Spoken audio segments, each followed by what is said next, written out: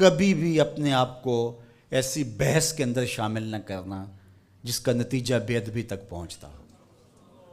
سارا دین حضور کی محبت کا نام ہے، سارا دین ادب کا نام ہے۔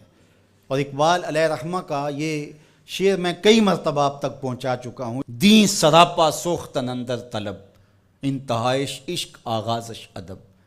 طلب محبوب میں تڑپنے کا نام دین ہے، ادب سے شروع ہوتا ہے عشق پہ ختم ہو جاتا ہے۔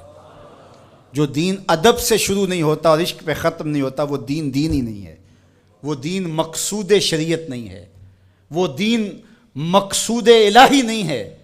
ادب سے شروع ہوگا، صحابہ کا ادب، اہل بیت کا ادب، اولیاء امت کا ادب، مقدسات اسلام کا ادب، رسولوں کا ادب، پیغمبروں کا ادب، بلکہ جہاں حضور گزرے اس مٹی کا بھی ادب، جہاں مقدس ہستیاں گزری ان پہاڑوں کا بھی، ان پتھروں کا بھی ادب، جہاں ابراہیم کے قدم لگے اس مقام ابراہیم کا بھی ادب، جہاں سیدہ ہاجرہ کے قدم لگے صفا اور مروہ کا بھی ادب۔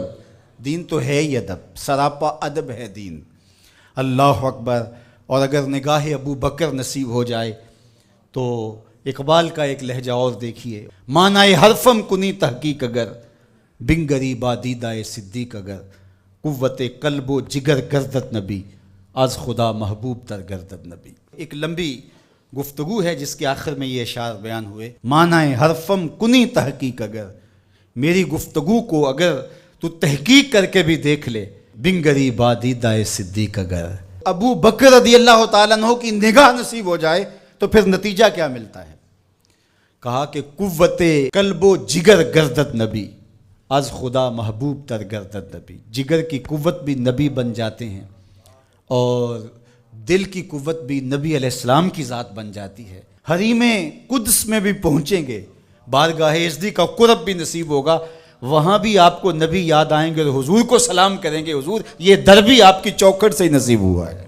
مقصود شریعت اللہ کی محبت ہے، لیکن اللہ کی محبت بھی آپ کو اسی در سے نصیب ہوگی، تو خدا تک پہنچ کر تم نبی کو فراموش نہیں کر پاتے ہو، وہاں پہنچ کر بھی شکر گزار نبی کے بنتے ہو۔ اسی لیے جب نماز پڑھ لی، رکوع کر لیا، قیام کر لیا، سجدے کر لیے، ساری نماز مکمل ہوگی، کہا سلام اتنی دیر تک نہیں پھیرو گے جب تک کہو گے نہیں السلام علیکہ ایھا النبی، اے نبی تیرے اوپر سلام و خدا کا در دکھایا ہے تو تیری ذات نے دکھایا ہے۔ نماز خالص عبادت اللہ کی ہے نا، لیکن نماز کی تکمیل بھی اتنی دیر تک نہیں ہوئی جب تک حضور پہ درود نہیں پڑھ لیا گیا۔ یہ سجدے کا شعور دیا کس نے؟ یہ بندگی کا نور دیا کس نے؟